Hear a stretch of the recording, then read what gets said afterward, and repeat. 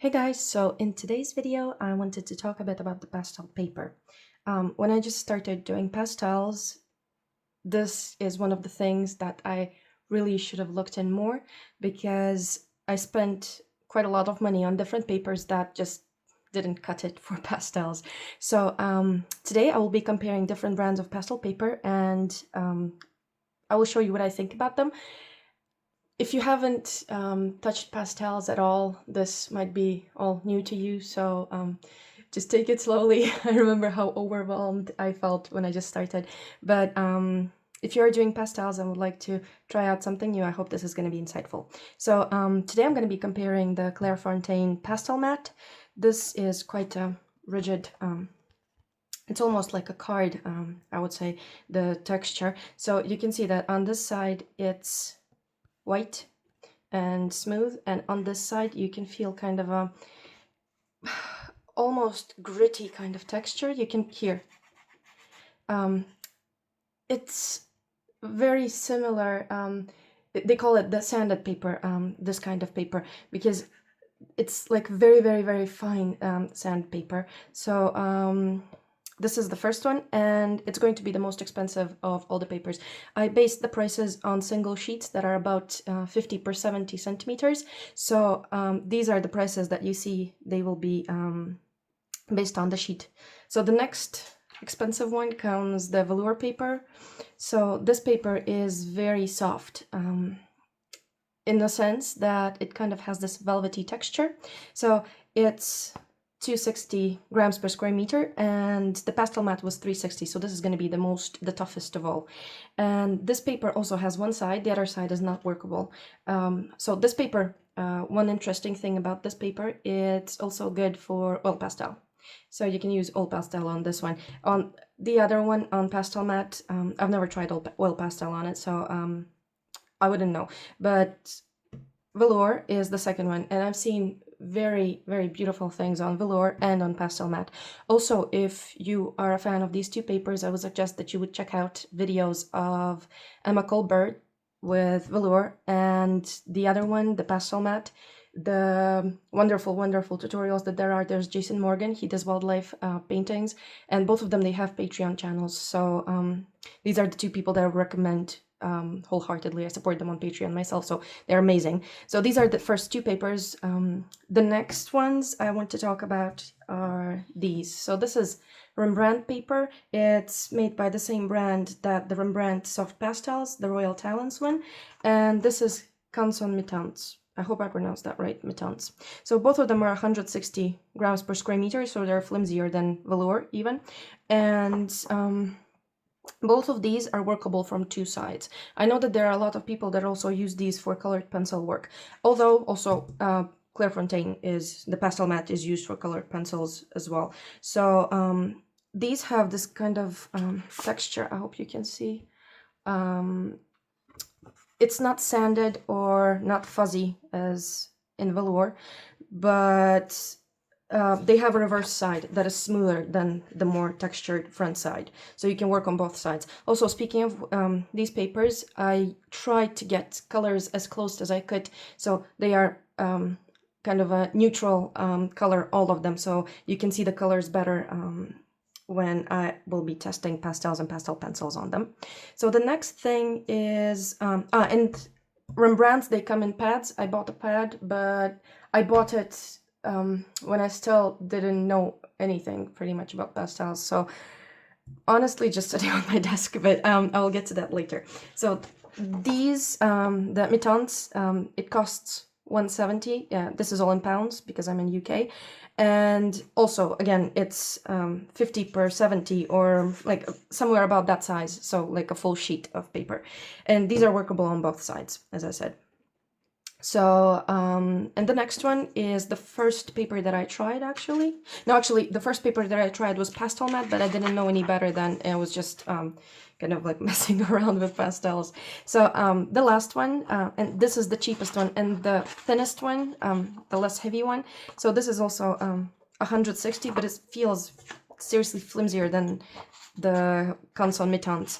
And this one is 90p for a full sheet, and you can also try and work on both sides. This is Ingres, this is a Fabriano make, and basically if you can look, if you see close here, you can see this kind of lined texture with vertical lines also running back and forth. Speaking of this paper, there is Colin Bradley, who does also wildlife and portraits and landscapes and different things. He also does tutorials, so you can check him out. Actually, I did a couple of his tutorials when I just started out, and they were very insightful. I would suggest that. So this is Fabriano paper, if you decide to stick with this. I've seen some amazing work with these papers. I've done a couple of paintings myself with these. I'm not very impressed by this paper, I just don't like the texture, but just not to be biased by any brands, I will just test them and see how they compare amongst each other, and where are some good parts and bad parts about them. Also, speaking about Canson, I've never tried the Canson Mitans Touch. Probably something I would like to try, although you will see which ones are my favorites as we're doing this kind of a test. But yes, so basically Canson Mitans Touch, it's kind of similar to Pastelmat because it has this kind of a sandpapery feel to it. So, okay, so first I want to start with doing some marks with a pencil. And I have here, these are the Gioconda Kohinoor pencils. They're very soft. And I also have Carbothellos, but I decided let's go with the softest one because they're the easiest ones to apply, and let's see how they behave. So I'm gonna start with this side now. So I'm just gonna do a couple of marks in different directions so you can see what texture there is on the paper. So, and also let's do one covered area here. So you can see that there's a bit of dust depositing on Ingres as I'm doing my marks, and the lines, you can still see those lines that run horizontally through the paper marks. Also, another thing that here it's not very noticeable, but over here, when I'm trying to cover this area, there's this vertical line that's kind of showing through. So one thing you can do is you can smudge them, and let's see how that behaves. So this is a very smudgeable, I would say, pencil. So it smudges, but the texture is there. So I want to try the reverse side. So this is the reverse side. This is the smooth side of the paper. And let's do the same. Let's do marks. You can see that the texture doesn't shine through like here. These horizontal lines. And let's cover an area and see how that goes. So not a lot of dust. I wouldn't say that there's a lot of dust. So it smudges. It's there. Let's see the other ones. So next one is the Canson paper, and I will do Canson and Rembrandt at the same time because they are very, very similar as papers. I think very, very similar. So let's do a couple of marks here so you can see that the marks go on good. And let's cover an area. And let's try to smudge this. You can see that the texture of the paper shines through as well. And let's try this on the reverse side. So there's a bit of dust, the same as on Ingres, I would say. So I'm not applying too much pressure on this. But you can see it smudges. It's there. So let's do the same with Rembrandt. So you will see what I mean, that they're performing very similarly. So the texture of the paper is very similar, but however, this creates more dust than Canson Mitans. So this is the pencil, and let's try the reverse side of Rembrandt.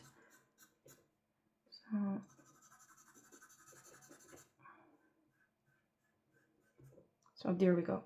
Now to my favorite papers. Let's try the velour first. I want to say one more thing about the velour is that it takes pencil, but for that you need to have the previous layers of pastel applied to it. So now you'll see what I mean when I will start adding some soft pastels onto it. So let's do some marks here. So you see that the marks go on, and I'm doing them in different directions because if you put your finger onto the texture of the paper, you kind of caress it this way, like the direction of the fur growth on an animal. And if you go this way, it's kind of resistant. It's the other way that the hairs are growing out of it.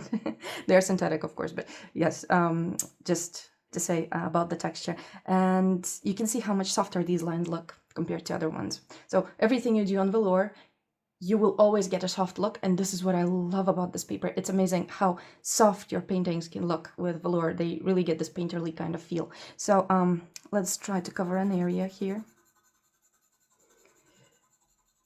And let's try to smudge it. And you can see that it doesn't smudge. It pretty much stays in the same area as you put the pencil on. And I know that there are people that have this attitude towards velour.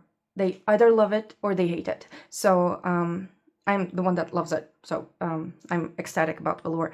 But this is one of the features of velour, that the marks that you put on it are going to stay there. So the next thing is Clairefontaine. So with this paper, you can see that the marks that I put, they're going to look sharper than the ones on velour. So the pencil goes on nicely. And if we color an area, so you see there's no dust almost, like completely. And you can still smudge it out. So this is the first test that we're going to be doing. Now I wanted to show you one more thing. So these are the tools that I'm using to smudge. So to smudge on different papers, you would use different tools. So what I mean by that is that on Clairefontaine, I found the best smudging tools are fingers, or just put a bit more color here, a paper stump. So this kind of pushes it into the texture of the paper, and you can layer more pastel over the top, and it's going to prevent the pastel like kind of crumbling off of it. So you can see the effect. There are also these things called color shapers. They are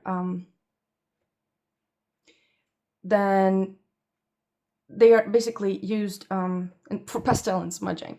So I have different brands, different kinds of color shapers.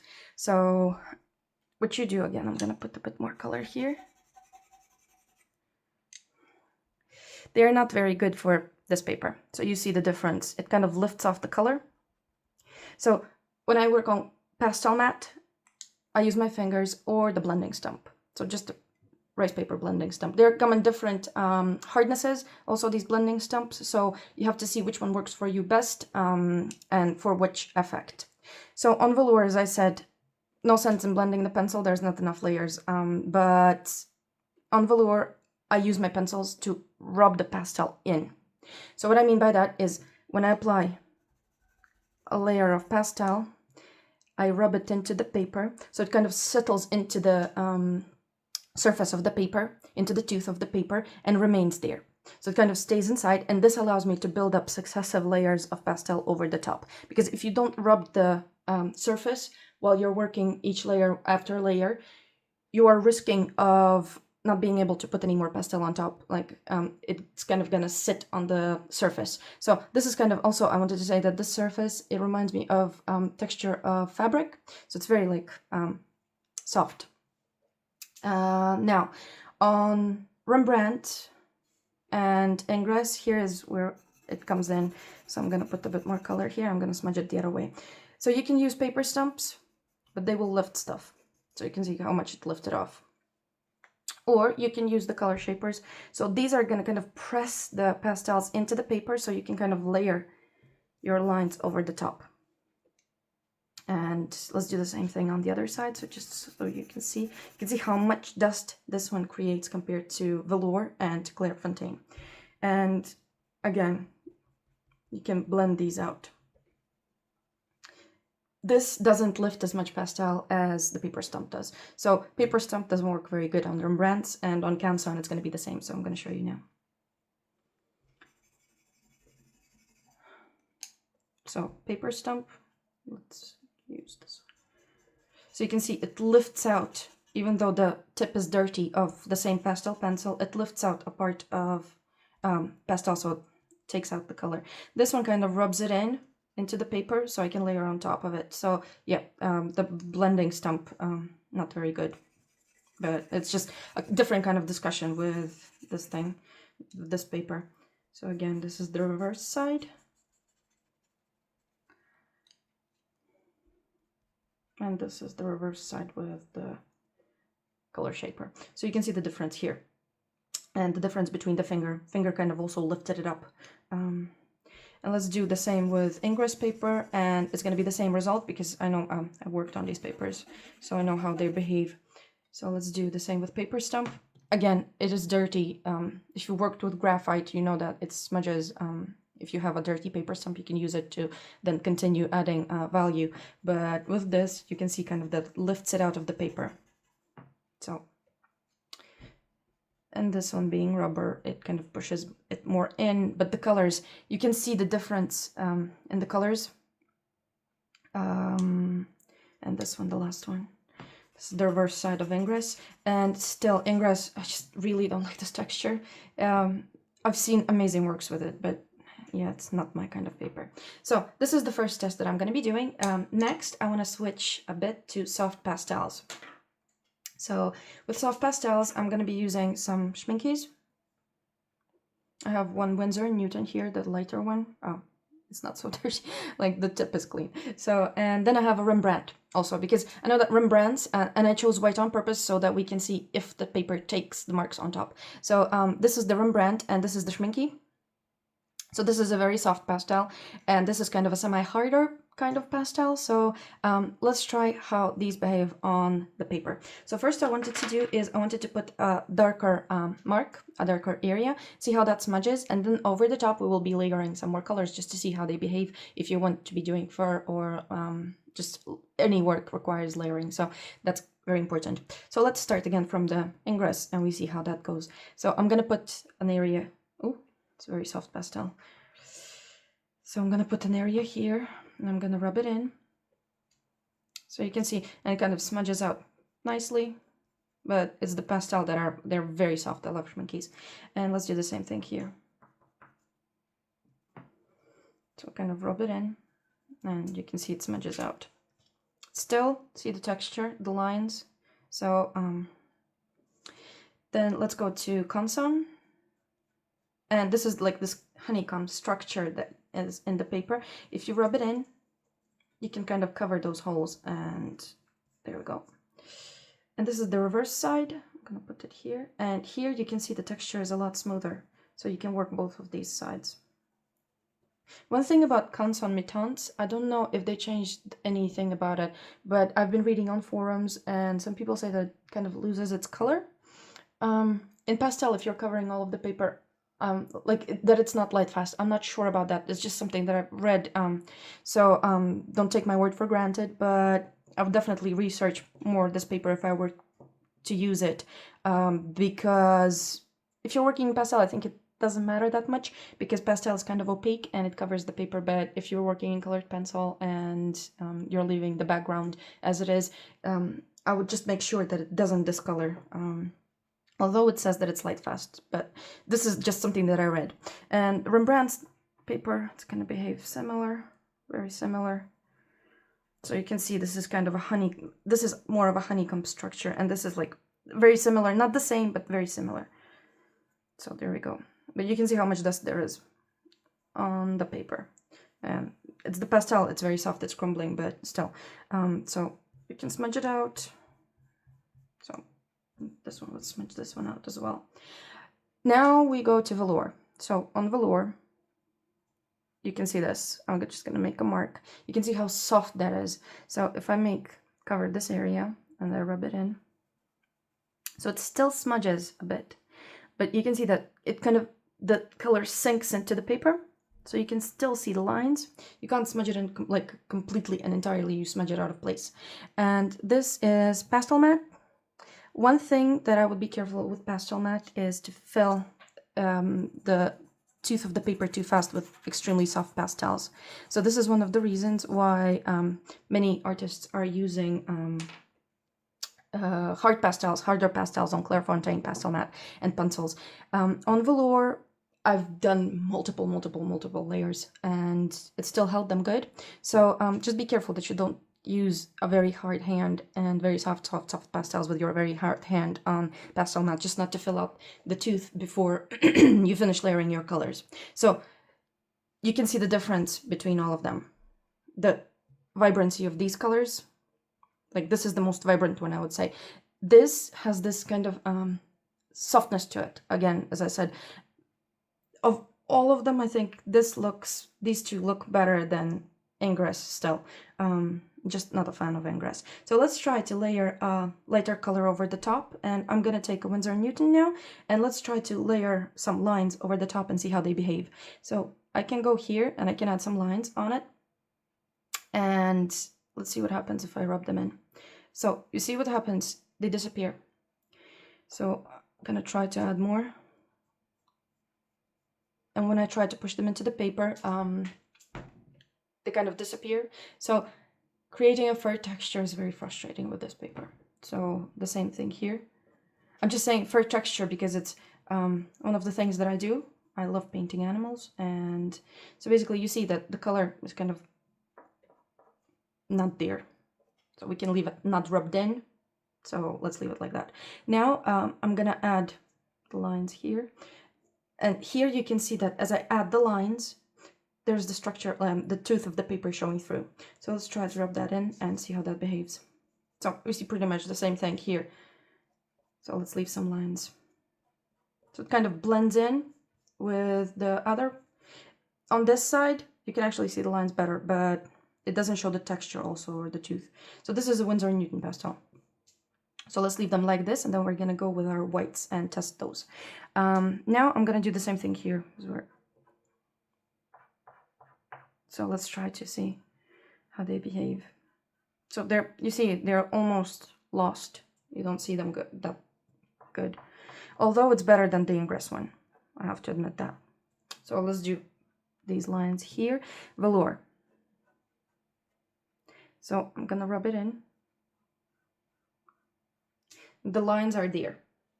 So I can leave them also like this and just tap them in. So this is gonna put them inside the paper, but you can still see them. So now pastel mat. So here you can create awesome fur textures with this one. And you can leave it not blended in.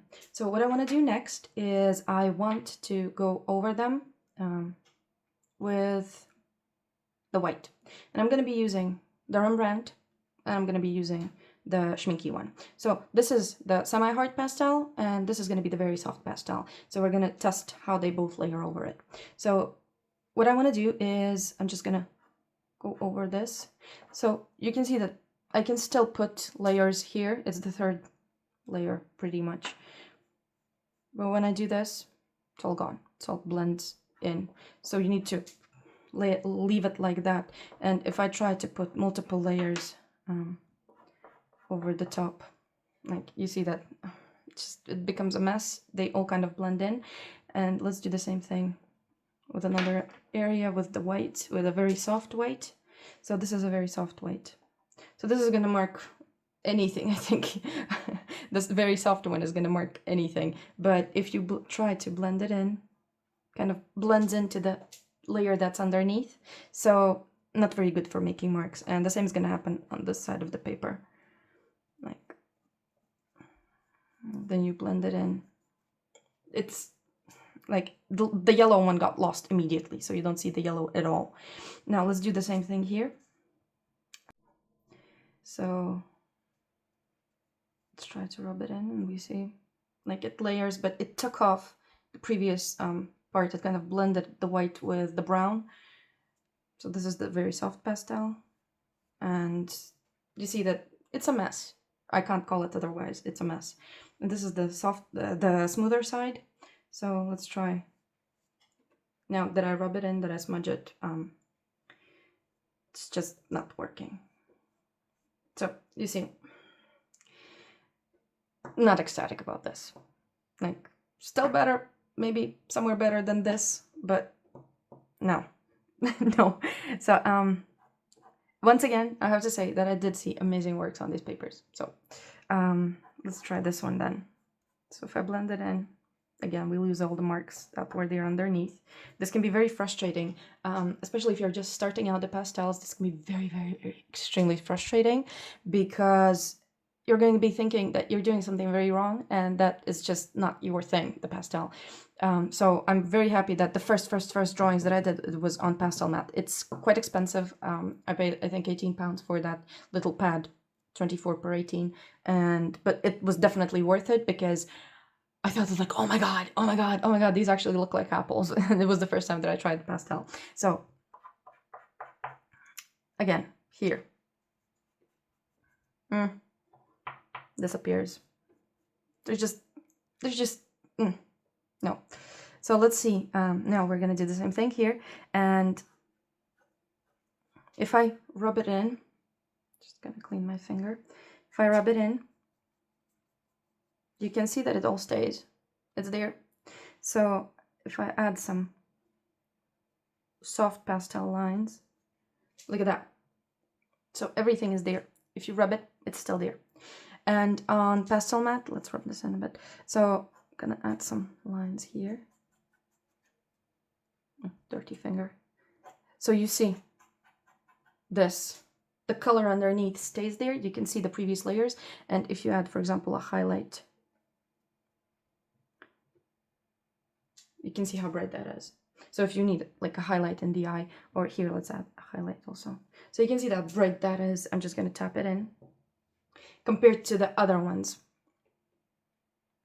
So next one is, I wanted just to see how they behave. These are the lines. I wanted just to see how they behave. I'm gonna take two colors again, my dark one and a lighter one, and I want to layer this lighter color and see if it kind of glazes over or if it mixes the two colors together. So what I'm gonna do is I'm gonna make a layer of my dark brown, rub it in. Let's try to layer this yellow. I'm using the broad side of the pastel. So look, texture, boom, immediately we have this texture that's shining through. You can use it to your advantage. No one says that it's bad. It's just not my cup of tea. So what I'm gonna try to do is kind of blend it in, and we see that it mixed together. So the colors here, they're just not vibrant. I don't know how else to put them. They're just not there, but dulled down pastel-like. So let's put a layer here, something like that. And again, I'm gonna use the broad side of pastel. You see, it's very, very frustrating to get these layers on, because you can see there's no pastel, is not even like depositing there. There's still the texture from the other side showing through. And if I blend this in, let's do the same thing here. So this is the textured side. So I'm not putting very much pressure. I'm just putting a thin veil of color just to see what happens if I put a subsequent layer on top of it. And again, here we have honeycomb texture. And if I rub it in, like, first of all, a lot of it comes off on the fingers. So let's do the same here. I'm gonna put the pastel here. So this is kind of good for blending. I use this paper to do my abstract works that I am kind of doing just to practice, just to play with the colors a bit, just to get warmed up for when I paint. And here also, there is no texture particularly, but you can see these breaking spaces in between. And then if I blend it in, it kind of mixes the colors together. So let's do the same thing here. Oh, my pastel is crumbling completely. Just gonna take this away for now. So I'm gonna rub it in. I'm gonna do the same thing here. Just depositing this thin layer of pastel. This is very similar to working with pan pastels, I think. Just picking it up, the dust, and putting it over the thing. So I'm just gonna put this away for now so I can see how the layering goes. So if I put my pastel over the top here, you see what happens. There's no particularly clean color, and then it blends in all together. And now I'm gonna put another layer over this side so you can see how rich this color is. Oh my god. So again, very slight pressure, rub it in, and I'm gonna go over it. What about that? So this is what I'm talking about, glazing. If I rub it in, I can still see the previous color through it. So this is amazing. This is, like, honestly amazing. Let's do the same thing here. So I'm doing this There we go. And I'm gonna do the same thing. So I'm just glazing over it. And even if I rub it in, you can still see the difference. So I am more than sure that I will be working only with these two papers from now on. It's been some time now that I'm working only with these two papers. So if we put another layer on, for example, let's put this yellow one on all the areas. So this one doesn't want to layer at all. It does. You see, it's kind of a mess. You can't see the colors through it. The same thing here. It just mixes in, creates mud. So another yellow. Very difficult to layer this one. Not very good. If we layer this one. So you see all three colors there. And if we layer on this one, again, like these two papers are amazing. So another test that we can do is see how the papers layer over the top of these pastel layers that we put. So we have like 3 layers now of the dark brown and 2 yellows. And what I want to do is I want to take my white pastel pencil and I want to see how, like, the highlights, it's not going to be they're not going to be the very bright highlights because it's the pencil, but I just want to see how my pencil behaves on it, because white pastel is one thing, it's going to be very, very bright, but let's see how the pencil handles it. So if I go over the areas and let's see how much tooth did I fill in, if it's going to take another layer of harder pastel that is a pencil. So nothing, like seriously, very bad. This test like failed miserably. If you want to add highlights to your fur, eyes, whatever, doesn't work. It just won't work with this paper. Doesn't work. Doesn't work. Doesn't work. The same. Doesn't work with the pencil. Works with harder pastel and especially with soft ones. So I've seen people use Emma Colbert. She uses very soft unison pastels on this. And I've seen also other artists who work in hard pastels on this, like the square ones. So depends on the style that you prefer. So, and of course, Pastelmat.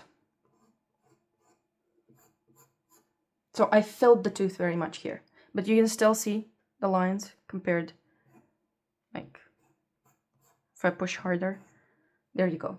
So this paper, even when it's very filled, remember that I used soft pastels. Winsor&Newton is one, but these are Schmincke's and they're very, very soft. And this is what I warned about, layering over the top. Because if I go here, where the tooth is not filled, where there's the pencil, this is paper. I think this is amazing for using the pastel pencils. You can see how bright these highlights look. If I go here, even the tooth of the paper is not filled, but still it's not as bright as the soft pastels. So it takes soft pastel a lot better, velour. And here, if I go over this, dull, dull, the same. Like, you can still see it, but if you add more layers here, it's going to disappear. If I add, let's say, yellow over the top here, you can see it. Already it's starting to mix.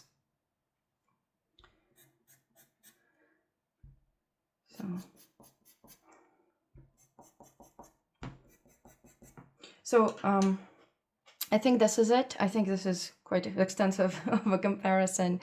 One thing that I know for sure is that these two are my definitely favorite papers. Unfortunately, they're the most expensive ones, but if you want to really have success in your work, you really need materials that work accordingly and that are going to help you instead of hindering. Because with these, I all had trouble layering. So that's a very important thing when you're working with pastels. So I wanted to say thank you for watching this video, and I also wanted to say that I have my Patreon channel where you will see more tutorials, real-time tutorials, as I'm posting the sped up ones here on Facebook, on YouTube. Going crazy already. So I'm posting the sped up ones here on YouTube, so you will find those here, and I'll be doing some pastel tips and tricks videos as well, like this one. If you have any suggestions, I would like to hear them. And yes, as I said, on Patreon you will find long full-time real-time videos with a voiceover, so if you would like to check those out, that would be amazing. And yep, thank you for watching. I hope this was very, very informative, and let me know what you think and what paper you prefer working on. And yes, I will see you in the next video. Bye.